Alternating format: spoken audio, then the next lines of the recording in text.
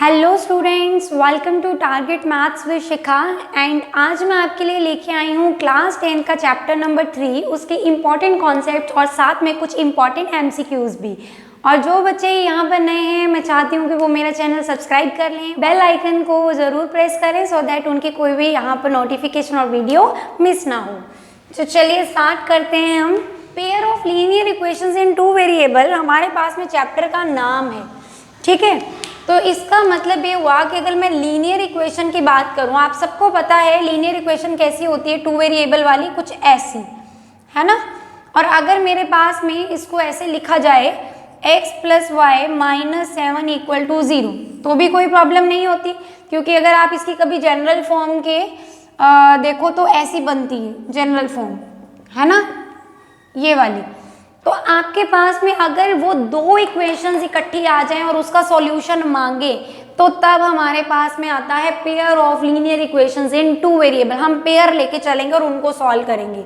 बाकी आपको ये भी पता होना चाहिए, जो भी हमारी लीनियर इक्वेशन होती है उसका ग्राफ क्या बनता है, स्ट्रेट लाइन बनता है।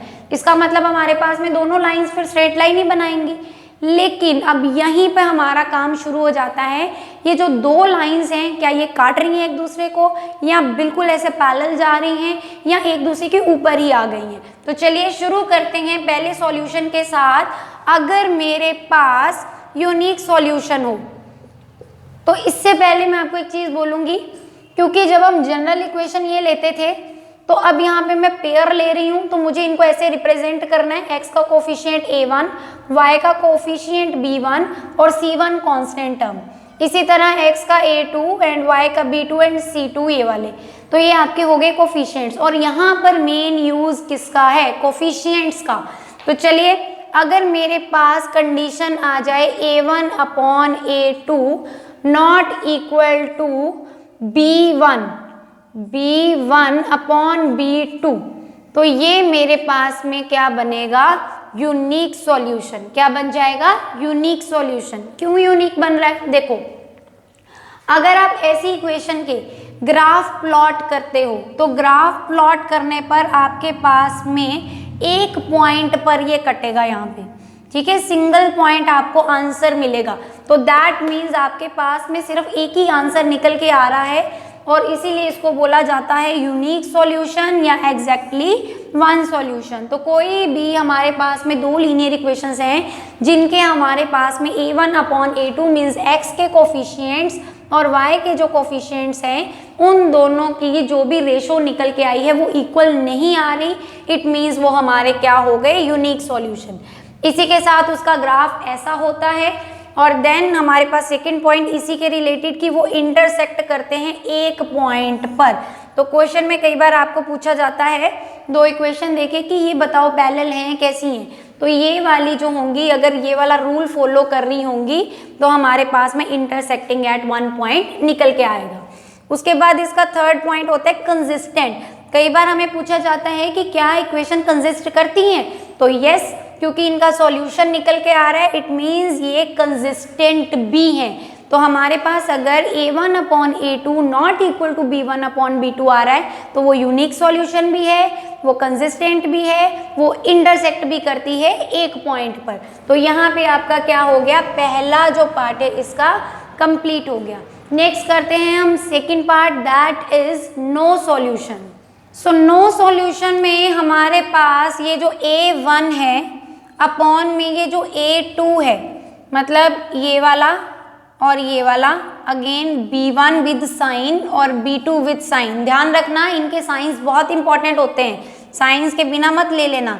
अगर मेरे पास में ये, देन उसके बाद c1 एंड c2, और आपकी इक्वेशन हमेशा ऐसी होनी चाहिए। इसके रिलेटेड मैं आपको एक एक एग्जाम्पल भी करवाऊंगी, ठीक है। पहले कॉन्सेप्ट समझ लो, उसके बाद हम एक एक एग्जाम्पल करेंगे इसकी।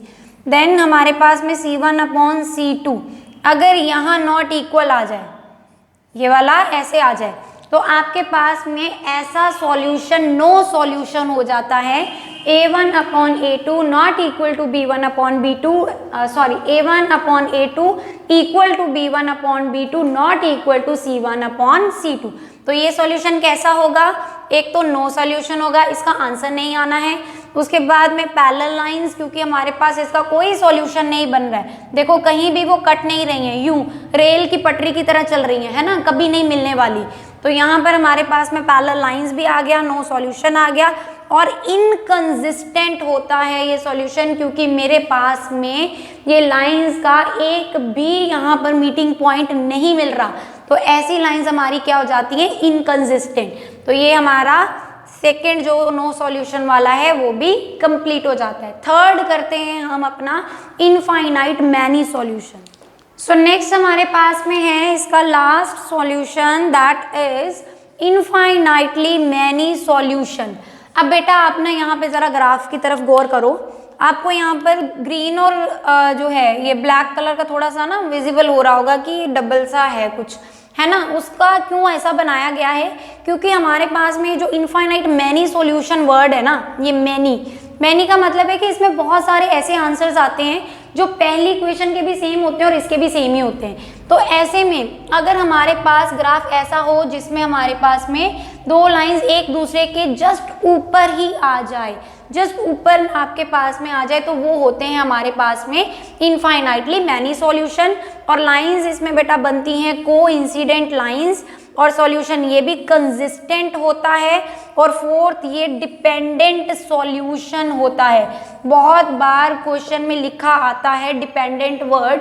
अब ये डिपेंडेंट क्यों है, देखो मेरे पास में अगर मान लो कोई इक्वेशन है x + y करके +2 = 0, और यहाँ से आप ऐसे वैल्यू भी निकाल लेते होते हो, है ना, y की वैल्यू फिल करते जाते हो, x निकलता जाता है, और ऊपर से हमारे पास में इसके कितने ऐसे सॉल्यूशंस हैं जो दूसरी इक्वेशन के भी सेम ही आ रहे हैं। इट मींस कहीं ना कहीं पर ये x की वैल्यूज जो होंगी, वो y की वैल्यूज जो होंगी, वो दूसरी इक्वेशन की पहली इक्वेशन के साथ में मैच करनी होंगी। तो इस तरीके से जैसे हमारा अगर आप ऐसे निकालते हो तो ये वाला जो नंबर है हम इसको खुद जो है वैल्यू फिल करके निकालते थे और ये डिपेंडेंट वेरिएबल हो जाता था। इसी तरह हमारे पास में ये जो लाइंस हैं, क्योंकि ये एक जैसे सॉल्यूशन दे रही हैं, ये हमारी हो गई डिपेंडेंट सॉल्यूशन वाली लाइंस। तो बच्चे ये हमारा क्या बन गया, ये हमारा क्या हो गया है, कौन सा, इनफाइनाइटली मैनी सॉल्यूशन हमने यहाँ पे कर लिया है। अब इसकी कंडीशन क्या होती है, तो इसकी कंडीशन आपके पास में आएगी वही A1/A2 वाले के अकॉर्डिंग। तो A1 अपॉन में A2 equal to B1/B2 equal to C1/C2। तो अगर ये कंडीशन आपकी फुलफिल हो जाती है तो वो इनफाइनाइट मैनी सॉल्यूशन होता है, कोइंसिडेंट लाइंस बनती हैं, सॉल्यूशन कंसिस्टेंट होता है बट डिपेंडेंट होता है, और उसका ग्राफ बनता है ऐसा। तो यहाँ पे आपके तीनों सॉल्यूशन जो हैं, यूनिक सॉल्यूशन, नो सॉल्यूशन और इनफाइनाइटली मैनी सॉल्यूशन कंप्लीट हो जाते हैं। अब उसके रिलेटेड मैं आपको एक एक एग्जाम्पल करवाऊंगी कि कैसे क्वेश्चंस आपके उसके रिलेटेड बन सकते हैं। तो चलिए स्टार्ट करते हैं। सो मैंने यहाँ पर 3 एग्जाम्पल्स ली हैं। तो सबसे पहले फर्स्ट देखो ज़रा, जिसमें आपको क्या दिया हुआ है, x - 2y = 0 and 3x + 4y - 20। तो बेटा x के साथ में कुछ नहीं है तो मैं 1 यूज़ कर रही हूँ, तो a1 मेरा हो गया 1, तो मैं वैल्यू लिख रही हूँ a1 = 1, और x के साथ यहाँ क्या है 3, तो a2 मेरा है 3। उसके बाद में यहाँ पर -2, मैंने आपको बोला है साइन जरूर साथ में लेने हैं। तो यहाँ पर मेरा b1 कितना है -2 और b2 कितना है 4। इसी तरह थर्ड मेरे पास में है c1 यहाँ पर कुछ भी नहीं है, कांस्टेंट 0। तो यहाँ पर मेरे पास में c -20 दिया है, तो c2 यहाँ पर आ गया -20। अब हम इनको क्या कर लेते हैं, सॉल्व कर लेते हैं। तो a1/A2 = 1/3 और b1/B2 = 2/4, जिसको कट करके आ गया 1/2। तो बेटा मैं ना इसको निकालने की ज़रूरत ही नहीं है, क्योंकि ये वैसे भी c1/C2 0 आ रहा है। और एक और वजह ये थी कि मेरे पास में 1/3 और 1/2 पहले ही पता लग गया इक्वल नहीं आ रहे, और जब ये इक्वल नहीं आते हैं तो कौन सा सॉल्यूशन बन जाता है, तो A1/A2 is not equal to B1/B2, that means it has only one solution, that is unique solution, also it is consistent and also intersecting at one point।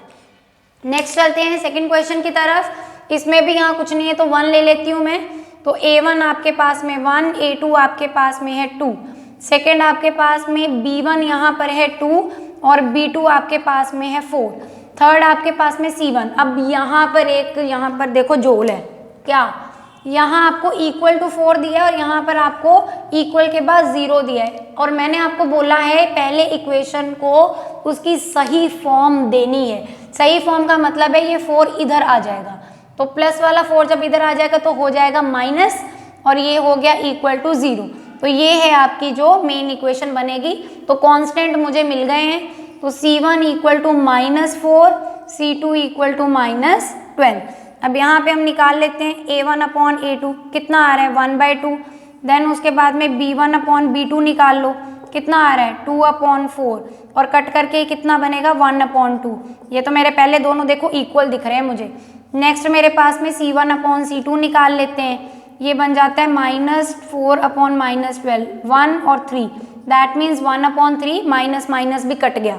अब यहाँ पे आपके पास में ये दोनों इक्वल है, देखो 1/2 बट ये वाला डिफरेंट है, तो A1 upon A2 equal to B1 upon B2 but not equal to C1 upon C2। तो कौन सा सॉल्यूशन होता है भी ऐसा जिसकी ये स्टेटमेंट बनती है, ये होता है हमारे पास में no solution, it means parallel lines, it means हमारे पास में इनकंसिस्टेंट। चलिए बढ़ते हैं थर्ड क्वेश्चन की तरफ। थर्ड में आपको A1 कितना दिया है 2, A2 कितना दिया हुआ है 4, देन B1 कितना दिया हुआ है 3 और B2 कितना दिया हुआ है 6। उसके बाद में C1 कितना दिया है -9 और C2 कितना दिया है -18। अब इसको भी वही काम, पहले इनको डिवाइड तो 2/4, अगला इसको डिवाइड करना है 3/6, इसको करना है तो 9/18। और अगर आप इनको सबको चेक करो ये भी 1/2 दे रहा है, इसको चेक करो 1/2 आ रहा है, इसको भी चेक कर लो 1/2 आ रहा है, तो तीनों ही आपके इक्वल हैं। इट मीन्स मेरे पास में A1 upon A2 equal to B1 upon B2 equal to C1 upon C2। तो ऐसी स्टेटमेंट कौन देता है, इनफाइनाइटली मैनी सॉल्यूशन। तो इनफाइनाइटली मैनी सॉल्यूशन हो गया, कोइंसिडेंट लाइंस हो गई, डिपेंडेंट सॉल्यूशन हो गया, और हमारे पास में ये कंसिस्टेंट भी हो गया। तो ये आपके तीनों की मैंने एग्जाम्पल आपको करके दिखा दी हैं। इसके अलावा एक थोड़ा सा ट्रिक भी होता है इसको सॉल्व करने का, कि हम डायरेक्टली भी पता कर लेते हैं कि ये कौन से हैं। तो चलिए मैं आपको वो भी बता देती हूँ सबके।